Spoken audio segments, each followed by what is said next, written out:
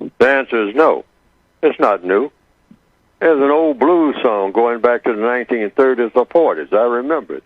I'm going to knock out your teeth. I'm taking you to the dentist in the morning. What? One of those old, I'm taking you to the dentist in the morning because I'm knocking out your teeth tonight. Those are the lines in a blues song. Circa 1940 or something like that, 42. I mean, it's, I'm going to snatch me a picket right off of my back fence. Going to whoop you, baby, till you learn some sense. Okay? All right, a lot of songs like that black people sing. So when they say the hip-hoppers are putting women down and all like that, that's nothing new. All right?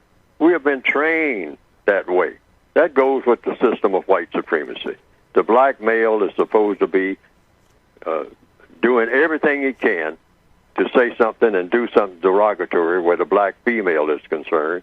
That way he ain't going after the white supremacists, okay? That's understood. And the black female reacting to that, say, these black men ain't no good. I'm going to get me a white one. That's exactly what the white supremacists want, all right? So, the black girls are taught at an early age to be Cinderella, to be Barbie. If you don't look like Barbie, you ain't quite with it. I don't care how black you are, you better find some bleaching cream and some blonde hair, and you better get you some artificial blue eyes so you can look like Barbie, lady. Otherwise, you need to commit suicide. And then it ain't nothing to you. And then they made a no black good Barbie. At all. That's the white supremacist philosophy. Yes, sir. And they have gotten a lot of us to buy into it. Okay? But here's the converse thing. During the 1960s, we started saying we're proud to be black. All right? And I immediately said, we don't need to do none of that either. You don't have to be proud to be black. I said that way before he said that. Of course, that's just my opinion. And I'm saying, first of all, you didn't have anything to do with being black. So you don't ever be proud of something that you didn't have nothing to do with. Okay? You're black because you're black. Your creator made you that way. Marcus Garvey got it correct first time around. He said, God made the black man black, and he didn't make a mistake. End of story. You don't have to explain nothing to nobody about the way that you look. You don't have to go and look in the mirror and try to make any adjustments of any kind. None. None of that. I mean, look at your hair and start trying to do something with it. I mean, that's going to make you acceptable to somebody and whatnot. Stop doing any of that. Stop doing any of it. Just, hey, you're okay just the way you are. Just the way you are. I mean, hey, take it or leave it. Wow. And if you got an argument about it, take it up with my creator.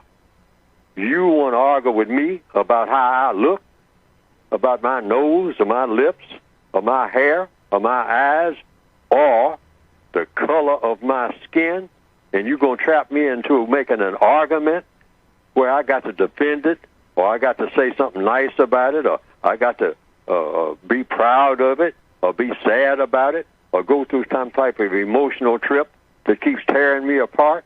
No. That's a white supremacist trick. We don't have to do any of that. Wow. You just walk right up to a white person and say, hey, I'm me. Deal with it. Just as I am. Well, you better go and do something with yourself and then come back. No, I'm not doing nothing to myself. I'm not doing nothing to my hair, my eyes, my skin color, nothing. Now, you deal with that. Wow. As is.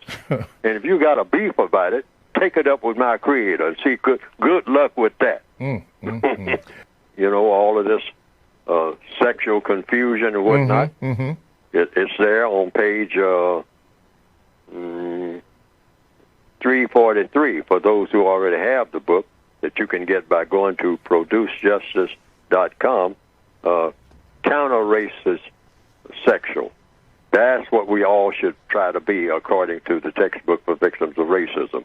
See, counter-racism is not about just talking about how awful everything is. It's about what to do about it as an individual person. That's what the book is designed for. It's directed to the individual person about what to do about, hopefully, everything on a daily basis. You're somewhere on this map, somewhere in this world every minute of every day. So you should be doing something, hopefully, of constructive value in this prison called white supremacy as best you can. So this book is designed to, as best you can, lots of things you can't do, but what you can do, you try to do the best you can with the circumstances you're given. And the book tries to tell each individual, males, females, non-white people, victims of racism, wherever they happen to be, the best way, suggestions. You don't have to do it. And before you do it, you make sure that it makes sense to you. Don't ever do anything, regardless of what Neely Fuller says to anybody else. Don't do it if it looks like it's not going to come up with a what? Constructive result. Yes. No, you examine it, because everybody's circumstances are different.